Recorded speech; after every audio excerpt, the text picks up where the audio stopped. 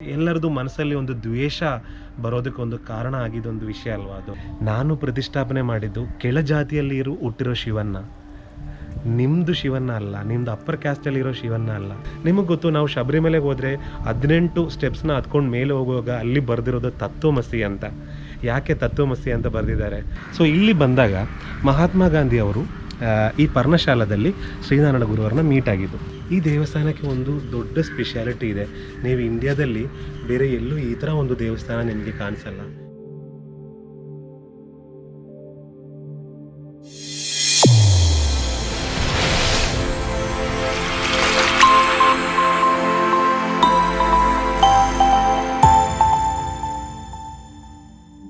ಎಲ್ಲರಿಗೂ ನಮಸ್ಕಾರ. ನಾವಿವತ್ತು ಕೇರಳದಲ್ಲಿ ಟ್ರಿವಾಂಡ್ರಮಲ್ಲಿದ್ದೀವಿ. ಟ್ರಿವಾಂಡ್ರಮ್ ಡಿಸ್ಟ್ರಿಕ್ಟಲ್ಲಿ ವರ್ಕಲಾ ಅನ್ನೋ ಜಾಗದಲ್ಲಿ ಶ್ರೀನಾರಾಯಣ ಗುರುದೇವರದು ಸಮಾಧಿ ಸ್ಥಾನ ಇದೆ, ಶಿವಗಿರಿ ಮಠ. ಈ ಎಪಿಸೋಡಲ್ಲಿ ಶಿವಗಿರಿ ಮಠ, ಅದ್ರ ಜೊತೆ ಶ್ರೀನಾರಾಯಣ ಗುರುದೇವರು ಕೆಟ್ಟಿರೋ ಶಾರದಾ ಮಠ ದೇವಸ್ಥಾನ, ಅಲ್ಲಿ ಸುತ್ತಮುತ್ತ ಜಾಗಗಳೆಲ್ಲ ನೋಡೋಣ. ಎಲ್ಲರಿಗೂ ಸ್ಟೋರಿ ಬೋರ್ಡ್ಗೆ ಮತ್ತೊಮ್ಮೆ ಸ್ವಾಗತ.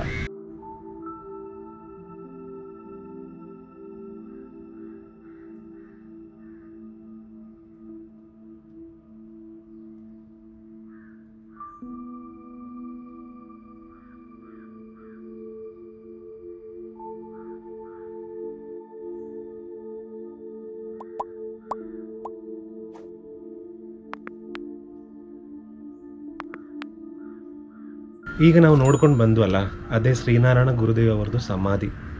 ಗುರುದೇವ್ರ ಬಗ್ಗೆ ಏನು ಹೇಳಬೇಕು? ಅವರು ದೊಡ್ಡ ಫಿಲಾಸಫರ್, ಅವರು ಟೀಚರು, ಸೋಷಿಯಲ್ ರಿಫಾರ್ಮರು. ಎಷ್ಟು ಹೇಳಿದ್ರೇನು ಸಾಕಾಗಲ್ಲ. 1855ರಲ್ಲಿ 1855 ಅವರು ಹುಟ್ಟಿದ್ದು, 1928 ಅವರು ತೀರೋಗಿದ್ದು ಇಲ್ಲೇ. ಸೊ ಗುರುದೇವರು ಕೆಳಜಾತಿಯಲ್ಲಿ ಇರೋರದ್ದು ಇಂಪ್ರೂವ್ಮೆಂಟ್ಗೋಸ್ಕರ ಸಿಕ್ಕಾಪಟ್ಟೆ ಕಷ್ಟಪಟ್ಟಿದ್ದಾರೆ. ಮೊದಲೆಲ್ಲ ದೇವಸ್ಥಾನಗಳು ಬಂದುಬಿಟ್ಟು ಎಲೈಟ್ ಕ್ಲಾಸ್ ಬ್ರಾಹ್ಮಿನ್ಸ್ ಅವ್ರಿಗೋಸ್ಕರ ಮಾತ್ರ ರಿಸರ್ವ್ ಆಗಿತ್ತು. ಕೆಳಜಾತಿ ಅವರು ಹೋಗೋಕ್ಕಾಗಲಿ ಇಲ್ಲ ಅಲ್ಲಿ ದರ್ಶನ ಮಾಡೋಕ್ಕಾಗಲಿ ಅಲ್ಲಿ ಆಗ್ತಾ ಇರಲಿಲ್ಲ. ಸೊ ಆವಾಗ ಗುರುದೇವರು ಆ ಸೋಷಿಯಲ್ ರಿಫಾರ್ಮೇಷನ್ಗೆ ಒಂದು ಇನಿಷಿಯೇಟಿವ್ ತಗೊಂಡ್ರು. ಕೆಳಜಾತಿಯವ್ರಿಗೂ ದೇವಸ್ಥಾನಕ್ಕೆ ಹೋಗಬೇಕು, ಕೆಳಜಾತಿಯವರು ಪೂಜೆ ಮಾಡಬೇಕು, ಅವ್ರಿಗೂ ಎಲ್ಲ ರೈಟ್ಸು, ಈಕ್ವಾಲಿಟಿ, ಸೋಷಿಯಲ್ ಈಕ್ವಾಲಿಟಿ ಬರಬೇಕು ಅಂತ ಸಿಕ್ಕಾಪಟ್ಟೆ ಕಷ್ಟಪಟ್ಟಿದ್ದ ಮನುಷ್ಯ ಅವರು ಕೆಳಜಾತಿಯಲ್ಲೇ ಹುಟ್ಟಿದ್ದು. ಯೋಗ ಕಲಿತರು, ಧ್ಯಾನ ಮೆಡಿಟೇಷನ್ ಕಲಿತರು. ಇಲ್ಲಿಂದ 150 ಕಿಲೋಮೀಟರ್ ದೂರದಲ್ಲಿ ಮರೆತುವ ಮಲೆ ಅಂತ ಒಂದಿದೆ. ಅಲ್ಲಿ ಅವರೊಂದು 8 ವರ್ಷ ಅವರು ಮೆಡಿಟೇಷನ್, ಒಂದು ಕೇವಲ್ಲಿ, ಒಂದು ಗುಹೆಯಲ್ಲಿ ಮೆಡಿಟೇಷನ್ ಮಾಡಿದರು. ಚಟ್ಟಂಬಿ ಸ್ವಾಮಿಗಳಂದ ತಮಿಳ್ನಾಡಲ್ಲಿ ಅವ್ರನ್ನ ಮೀಟ್ ಆದರು, ಅವರಿಂದ ನಾಲೆಡ್ಜು ತಗೊಂಡ್ರು. ಅದಾದಮೇಲೆ ಇಲ್ಲಿ ಬಂದು, ಇಲ್ಲಿ ವರ್ಕಲದಲ್ಲಿ ಶಿವಗಿರಿ ಅನ್ನೋ ಈ ಜಾಗದಲ್ಲಿ ಬಂದು ಅವರು ಇಲ್ಲಿ ಒಂದು ಆಶ್ರಮ ಮಾಡಿ ಬಡವ ಮಕ್ಕಳಿಗೆ, ಕೆಳಜಾತಿಯಲ್ಲಿರೋ ಮಕ್ಕಳಿಗೋಸ್ಕರ ದೇವಸ್ಥಾನದ ಪಕ್ಕದಲ್ಲೇ ಎಜುಕೇಷನ್ ಇನ್ಸ್ಟಿಟ್ಯೂಷನ್, ಒಂದು ಶಾಲೆ ಕಟ್ಟಿ ಕೆಳಜಾತಿಯವ್ರ ಮಕ್ಕಳಿಗೆ ಫ್ರೀಯಾಗಿ ಎಜುಕೇಷನ್ ಕೊಟ್ಟರು.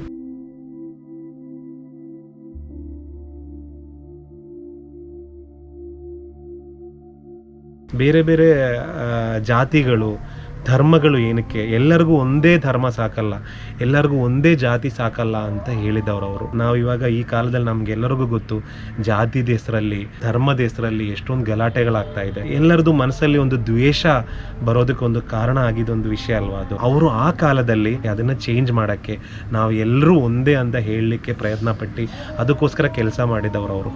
ನಾನು ಇಲ್ಲಿ ಸುತ್ತಮುತ್ತ ಏನೇನಿದೆ ಅಂತ ನಾನು ನಿಮ್ಗೆ ತೋರಿಸ್ತೀನಿ, ಮತ್ತು ಅವ್ರದ್ದು ಕಥೆಯನ್ನು ಸ್ವಲ್ಪ ಹೇಳ್ತಾ ಹೋಗ್ತೀನಿ ನಿಮಗೆ. ಬನ್ನಿ ನೋಡೋಣ.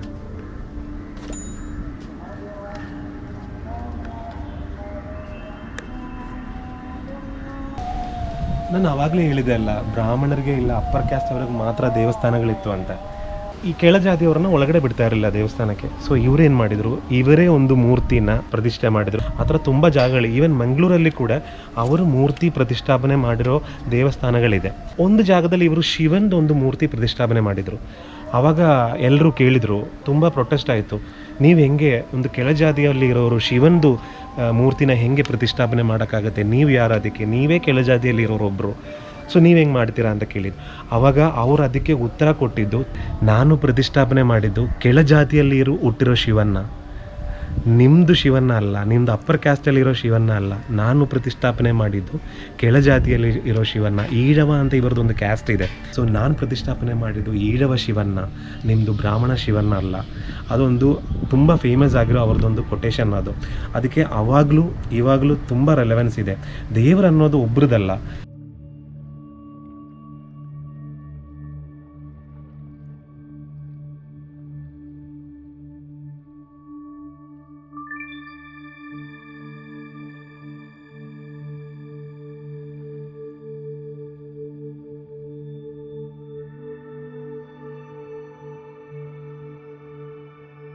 ಇದು ಗುರುದೇವರು ಆವಾಗಿನ ಕಾಲದಲ್ಲಿ ಯೂಸ್ ಮಾಡಿರೋ ಚೇರ್ಗಳು, ಇಲ್ಲ ಟ್ರಾವೆಲ್ ಮಾಡೋಕ್ಕೆ ಯೂಸ್ ಮಾಡಿರೋದೆಲ್ಲ ಇಲ್ಲಿ ಅವರೊಂದು ಮ್ಯೂಸಿಯಂ ಥರ ಅದನ್ನು ಪ್ರೊಟೆಕ್ಟ್ ಮಾಡಿದ್ದಾರೆ.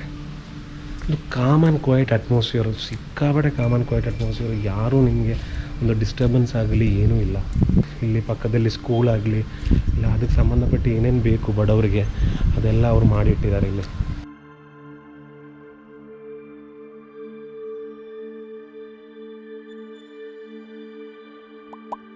ಇನ್ನೊಂದು ಇವರದ್ದು ಪ್ರತಿಷ್ಠಾಪನೆ ಮಿರರ್, ಕಣ್ಣಾಡಿ.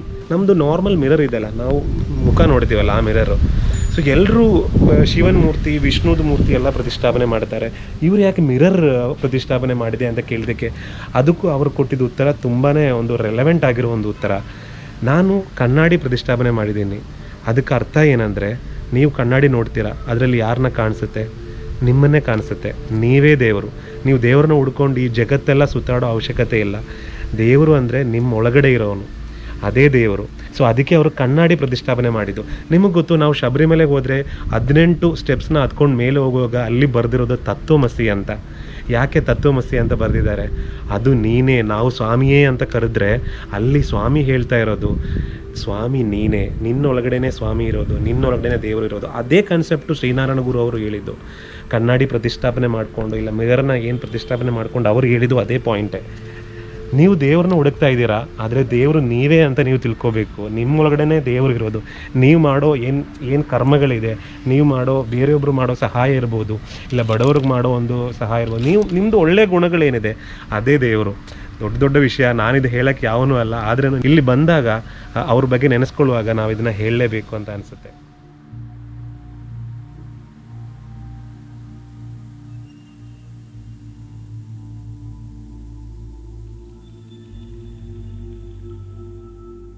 ಶ್ರೀನಾರಾಯಣ ಗುರು ಅವರು ಸಮಾಧಿ ಆಗಿದ್ದ ಜಾಗ ಈ ಮನೆ. ಅವರು ಮೆಡಿಟೇಷನ್ಗೆ ಯೂಸ್ ಮಾಡಿದ್ದು ಇದೇ ಮನೆಯೇ. ಸೊ ಈ ಜಾಗನ ತುಂಬ ಚೆನ್ನಾಗಿ ಇದನ್ನು ಪ್ರಿಸರ್ವ್ ಮಾಡಿದ್ದಾರೆ. ಒಂಥರ ಹಳೆ ಆರ್ಕಿಟೆಕ್ಚರ್, ಕೇರಳದ ಆರ್ಕಿಟೆಕ್ಚರ್ ಸ್ಟೈಲೆಲ್ಲ ಇದು ಈ ಜಾಗ. ಇಲ್ಲಿಗೆ ಬಂದರೆ ಇಲ್ಲಿದೊಂದು ವಾತಾವರಣ ಇದೆ ಇಲ್ಲ, ಆ ಗುರುದೇವ್ರದ್ದು ಪ್ರೆಸೆನ್ಸ್ ಹಂಗೆ ನಮಗೆ ಫೀಲ್ ಆಗುತ್ತೆ. ಅವ್ರು ಯೂಸ್ ಮಾಡಿದ್ದು ಕೋಟು, ಅವ್ರು ಯೂಸ್ ಮಾಡಿದ್ದು ಚೇರು, ಮತ್ತು ಅವ್ರದ್ದು ಸ್ಟಿಕ್ಗಳಿರುತ್ತಲ್ಲ, ಸ್ಟಿಕ್ಕು, ಅವರು ನೀರು ಕುಡಿಯೋಕ್ಕೆ ಯೂಸ್ ಮಾಡಿರೋ ಪಾತ್ರೆಗಳು, ಆ ಕಮಂಡಲು, ಅದೆಲ್ಲ ಇನ್ನೂ ಒಳಗಡೆ ಹಂಗೆ ಮೇಂಟೈನ್ ಮಾಡಿದ್ದಾರೆ. ಮತ್ತು ಓಂ ಶ್ರೀನಾರಾಯಣ ಗುರು ಅನ್ನೋ ಆ ಶ್ಲೋಕ ಏನಿದೆ ಅದನ್ನು ನಮಗಿಲ್ಲಿ ಕೇಳಿಸುತ್ತೆ ಇಲ್ಲಿ ಬಂದರೆ. ಸೊ ಕಂಪ್ಲೀಟ್ಲಿ ಒಂದು ಡಿವೈನ್ ಅಟ್ಮಾಸ್ಫಿಯರ್ ಇದೆ ಇಲ್ಲಿ. ಫುಲ್ ಶಾಂತವಾಗಿದೆ ಈ ಜಾಗ. ತುಂಬಾ ಚೆನ್ನಾಗಿ ಮೇಂಟೈನ್ ಮಾಡಿದ್ದಾರೆ. ನಾವು ಒಳಗಡೆ ಅದು ಏನೇನಿದೆ ಅವ್ರ ವಸ್ತುಗಳು ಯೂಸ್ ಮಾಡಿದ್ದು ಅದನ್ನು ನೋಡೋಣ ಒಂದು ಸರಿ.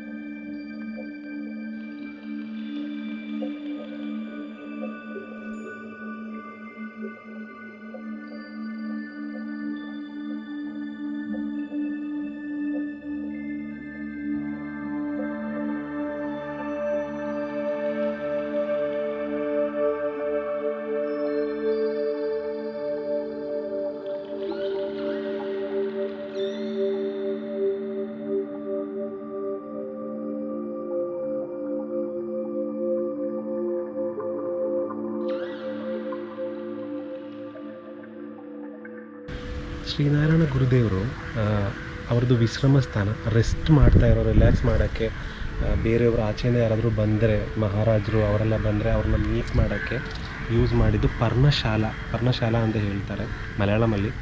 ಆ ಜಾಗ ಇದು. ಇಲ್ಲಿ ಟ್ರಾವೆನ್ಕೋರ್ ರಾಜ್ಯದ್ದು ಈ ಆವಾಗಿನ ಕಾಲದಲ್ಲಿ ಈ ರಾಜ್ಯದ್ದು ರಾಜರು ಮತ್ತು ಬ್ರಿಟಿಷ್ ರೂಲರ್ಸ್ ಯಾರಾದರೂ ಬಂದರೆ ಆ ಟೈಮ್ದು ಆಫೀಸರ್ಸ್ ಯಾರಾದರೂ ಬಂದರೆ ಅವ್ರನ್ನ ಮೀಟ್ ಮಾಡೋ ಜಾಗ ಇದು ಪರ್ಣಶಾಲಾ ಅಂತ. ಸೊ ಇಲ್ಲಿ ಮಹಾತ್ಮ ಗಾಂಧಿ ಅವರು ಜಾತಿ, ಈ ಧರ್ಮ ಅದರಲ್ಲೆಲ್ಲ ತುಂಬ ನಂಬಿಕೆ ಇರೋರು, ಕ್ಯಾಸ್ಟ್ ಸಿಸ್ಟಮಲ್ಲಿ ನಂಬಿದವರು ಅವರು. ಸೊ ಅದು ಬೇಕು, ಸಮಾಜಕ್ಕೆ ಅದು ಬೇಕು ಅಂತ ಅವರು ನಂಬ್ತಾ ಇದ್ರು ಅದನ್ನು. ಬಟ್ ಶ್ರೀನಾರಾಯಣ ಗುರು ಅದಕ್ಕೆ ಅಗೇನ್ಸ್ಟ್ ಆಗಿದ್ದರು. ಯಾಕೆ ತುಂಬ ಜಾತಿಗಳು ಬೇಕು, ಎಲ್ಲರೂ ಒಂದೇ ಜಾತಿ ಅಲ್ವಾ, ಎಲ್ಲರೂ ಒಂದೇ ಧರ್ಮ ಅಲ್ವಾ ಅಂತ ಹೇಳಿದವರು. ಸೊ ಇಲ್ಲಿ ಬಂದಾಗ ಮಹಾತ್ಮ ಗಾಂಧಿ ಅವರು ಈ ಪರ್ಣಶಾಲಾದಲ್ಲಿ ಶ್ರೀನಾರಾಯಣ ಗುರುವರನ್ನ ಮೀಟ್ ಆಗಿದ್ದು. ಮಹಾತ್ಮ ಗಾಂಧಿ ಅವರು ಹೇಳಿದರು, ನೀವು ಅಲ್ಲಿ ಮುಂದೆ ಒಂದು ಮಾವಿನ ಮರ ನೋಡಿದ್ರಲ್ಲ, ಆ ಮಾವಿನ ಮರ ಅಲ್ಲಿದೆ, ದೊಡ್ಡ ಮಾವಿನ ಮರ ಇದೆ ಅಲ್ಲಿ. ಆ ಮಾವಿನ ಮರದಲ್ಲಿ ಒಂದೊಂದು ಎಲೆಗೂ ಒಂದೊಂದು ಕಲರ್ ಇದೆ. ಸೊ ಅದೇ ಥರ ನಮ್ಮ ಮನುಷ್ಯರು ಎಲ್ಲರೂ ಬೇರೆ ಬೇರೆ, ಯಾರೂ ಸಮ್ಮರಲ್ಲ, ಎಲ್ರಿಗೂ ಬೇರೆ ಬೇರೆ ಕ್ಯಾರೆಕ್ಟರಿಸ್ಟಿಕ್ಸ್ ಇದೆ. ಸೊ ಅದಕ್ಕೆ ಅದೇ ಥರನೇ ನಮ್ಮದು ಜಾತಿ ವ್ಯವಸ್ಥೆನೋ ಕಾಸ್ಟ್ ಸಿಸ್ಟಮ್ ಕೂಡ ಅಂತ ಮಹಾತ್ಮ ಗಾಂಧಿ ಅವರು ಶ್ರೀನಾರಾಯಣ ಗುರು ಅವರಿಗೆ ಹೇಳಿದರು. ಎಲ್ಲರೂ ಬೇರೆ ಬೇರೆ, ಯಾರೂ ಒಂದಲ್ಲ, ಹಂಗೆ ನೋಡೋಕ್ಕಾಗಲ್ಲ ಅಂತ ಹೇಳಿದರು. ಯಾಕಂದರೆ ಮಹಾತ್ಮ ಗಾಂಧಿಯವರು ಕ್ಯಾಸ್ಟ್ ಸಿಸ್ಟಮಲ್ಲಿ ನಂಬ್ತಾ ಇದ್ರು, ಅದು ಬೇಕು ಅಂತ ಹೇಳ್ತಾ ಇದ್ರು ಸಮಾಜದಲ್ಲಿ. ಆದರೆ ಶ್ರೀನಾರಾಯಣ ಗುರು ಅದಕ್ಕೆ ಕೊಟ್ಟಿದ್ದು ಉತ್ತರ ಮಹಾತ್ಮ ಗಾಂಧಿ ಅವರಿಗೆ, ನೀವು ಈ ಎಲೆಗಳನ್ನ ಎಲ್ಲ ತೊಗೊಂಡು, ಬೇರೆ ಬೇರೆ ವರ್ಣ, ಬೇರೆ ಬೇರೆ ಕಲರಲ್ಲಿ ಇರೋ ಈ ಎಲೆಗಳನ್ನ ಎಲ್ಲ ತೊಗೊಂಡು ಅದನ್ನು ಒಂದು ಸಾರು ಥರ ಗ್ರೈಂಡ್ ಮಾಡಿ ಒಂದು ಸಾರು ಥರ ಮಾಡಿದರೆ ಅದರದ್ದು ಸತ್ತು, ಅದರದ್ದು ಎಸೆನ್ಸ್ ಏನಿದೆ ಅದು ಒಂದೇ ಇರುತ್ತೆ. ಈ ಎಲ್ಲ ಎಲೆಗಳನ್ನೂ ಸೇರಿಸಿ ಅದ್ರದ್ದು ಎಸೆನ್ಸ್ ತೊಗೊಂಡ್ರೇನು ಅದು ಒಂದೇ ಟೇಸ್ಟ್ ಇರುತ್ತೆ. ಹಂಗೆ ಅವ್ರು ಉತ್ತರ ಕೊಟ್ಟಿದ್ದು. ಅದಕ್ಕೆ ಅರ್ಥ ಏನಂದರೆ ನಾವೆಲ್ಲ ಒಂದೇ ಅಂತಲೇ ಅದಕ್ಕೆ ಅರ್ಥ. ಈಗ ನಾನು ಬೀಳ್ತಾಯಿತ್ತು. ಸೊ ಕ್ಯಾಸ್ಟ್ ಸಿಸ್ಟಮ್ ಬೇಕಾಗಿಲ್ಲ, ನಾವೆಲ್ಲರೂ ಒಂದೇ, ಎಲ್ಲ ಧರ್ಮಗಳು ಒಂದೇ ದೇವರು ಮನುಷ್ಯರಿಗೆ ಅಂತ ಹೇಳಿದ್ದು. ಹಂಗೆ ಮಹಾತ್ಮ ಗಾಂಧಿ ಅವರಿಗೆ ಆ ಥರ ಒಂದು ಐಡಿಯಾನ ಅವರು ಫಸ್ಟ್ ಟೈಮು ಶ್ರೀನಾರಾಯಣ ಗುರು ಅವರೇ ಕೊಟ್ಟಿದ್ದು. ಮಹಾತ್ಮ ಗಾಂಧಿ ಅವರು ಅದ್ರ ಬಗ್ಗೆ ಮತ್ತೆ ಪುನರಾಲೋಚನೆ ಮತ್ತೆ ಮಾಡಿದರು ಅದ್ರ ಬಗ್ಗೆ. ಅದೊಂದು ತುಂಬ ದೊಡ್ಡ ವಿಷಯ ಅಲ್ಲ. ಮಹಾತ್ಮ ಗಾಂಧಿ ಅವರಂದರೆ ಇಂಡಿಯಾಗೆ ಒಂದು ದೊಡ್ಡ ವ್ಯಕ್ತಿತ್ವ ಅವರು. ಸೊ ಆ ಥರ ಇರೋ ಒಬ್ಬ ದೊಡ್ಡ ಪರ್ಸ್ನಾಲಿಟಿಗೆ ಒಂದು ಹೊಸ ವಿಷಯ ಪರಿಚಯ ಮಾಡಿ ಕೊಟ್ಟಿದ್ದವರು ಶ್ರೀನಾರಾಯಣ ಗುರು ಅವರು ಅಂತ ಬೇಕಾದರೆ ನಾವು ಹೇಳ್ಬೋದು.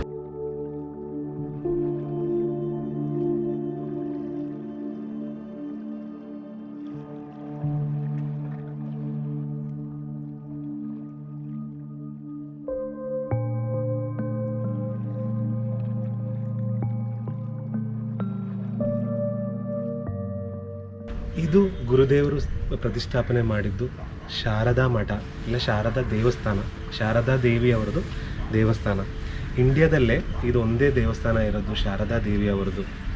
ನಾಲೆಡ್ಜ್ದು ದೇವರು ಅವರು. ನಮ್ಮದು ಸರಸ್ವತಿ ದೇವರು ಏನಿದ್ದಾರೆ ಅದೇ ಶಾರದಾ ದೇವರು ಕೂಡ.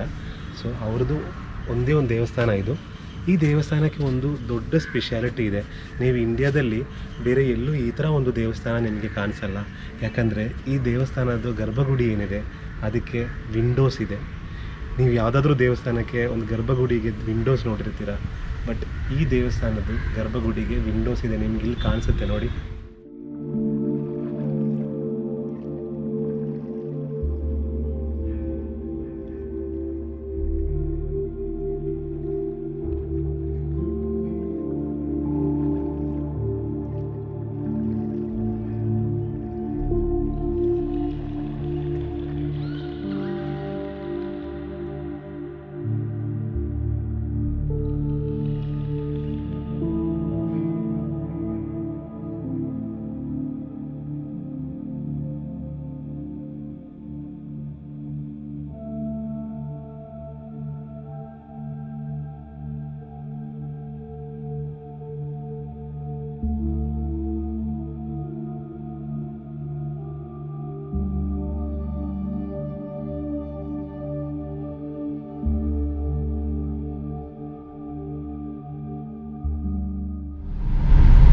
ವರ್ಕಲದಲ್ಲಿರೋ ಶಿವಗಿರಿ ಮಠ ಶ್ರೀನಾರಾಯಣ ಗುರು ಅವ್ರದ್ದು ನೋಡಿಕೊಂಡು ಇವಾಗ ನಾವು ವಾಪಸ್ ಹೋಗ್ತಾ ಇದ್ದೀವಿ ಮನೆಗೆ. ವರ್ಕಲದಲ್ಲೇ ಇನ್ನೊಂದು ಫೇಮಸ್ ಜಾಗ ಯಾವುದು ಅಂದರೆ ವರ್ಕಲ ಬೀಚ್. ನಾನು ನಿಮ್ಗೆ ಆವಾಗಲೇ ಹೇಳಿದ್ದೀನಲ್ಲ. ಸೊ ವರ್ಕಲ ಬೀಚ್ ಇದೆ. ಅದು ಕೇರಳದಲ್ಲೇ one of the finest beaches ಅಂತ ಹೇಳ್ಬೋದು ವರ್ಕಲ ಬೀಚ್ನ. ವರ್ಕಲ ಬೀಚಲ್ಲಿ ಒಂದು ಕ್ಲಿಫ್ ಎಲ್ಲ ಇದೆ. ಬಟ್ ಏನು ಪ್ರಾಬ್ಲಮ್ ಅಂದರೆ ಇವಾಗ ಈ ಕೋವಿಡ್ ಪ್ರೋಟೋಕಾಲ್ಸ್ ಇರೋದ್ರಿಂದ ಬೀಚ್ಗಳು ಇನ್ನೂ ಕೇರಳದಲ್ಲಿ ಅಷ್ಟೊಂದು ಓಪನ್ ಆಗಿಲ್ಲ. ಅಲ್ಲಿ ಪಬ್ಲಿಕ್ನ ಅಲೋ ಮಾಡ್ತಾ ಇದ್ದಾರೆ, ಇಲ್ಲ ನಾವು ಹೋಗ್ಬೋದು ಅಂದರೆ ನಾನು ನಿಮಗೆ ಬೀಚ್ ತೋರಿಸ್ತೀನಿ. ಅದು ಇನ್ನೊಂದು ಎಪಿಸೋಡ್ ಆಗಿ ನಾನು ನಿಮ್ಗೆ ತೋರಿಸ್ತೀನಿ. ಈ ಎಪಿಸೋಡ್ ನಾನು ಇಲ್ಲಿ ಮುಗಿಸ್ತಾ ಇದ್ದೀನಿ. ನಿಮ್ಮದು ಕಮೆಂಟ್ಸ್ ಏನಿದೆ, ಫೀಡ್ಬ್ಯಾಕ್ಸ್ ಏನಿದೆ, ದಯವಿಟ್ಟು ಕಮೆಂಟ್ ಬಾಕ್ಸ್ನಲ್ಲಿ ಹಾಕಿ. ಸ್ಟೋರಿ ಬೋರ್ಡ್ನ ಸಬ್ಸ್ಕ್ರೈಬ್ ಮಾಡದೇ ಇರೋರು ದಯವಿಟ್ಟು ಸಬ್ಸ್ಕ್ರೈಬ್ ಮಾಡಿ. ಈ ಥರ ಒಳ್ಳೆಯ ವೀಡಿಯೋಸು ನಿಮ್ಮ ಮುಂದೆ ತರಬೇಕು ಅಂತ ಪ್ರಯತ್ನ ಮಾಡ್ತಾ ಇದ್ದೀವಿ ಇನ್ನು. ಸೊ ಕೊಲ್ಲಮಲ್ಲಿ ಇನ್ನೇನೇನು ಯಾವ್ಯಾವ ಜಾಗದಲ್ಲಿ ಹೋಗ್ಬೋದು ಆ ಎಪಿಸೋಡ್ಗಳು ನಿಮಗೆ ಮುಂದೆ ಖಂಡಿತ ನೋಡ್ಬೋದು.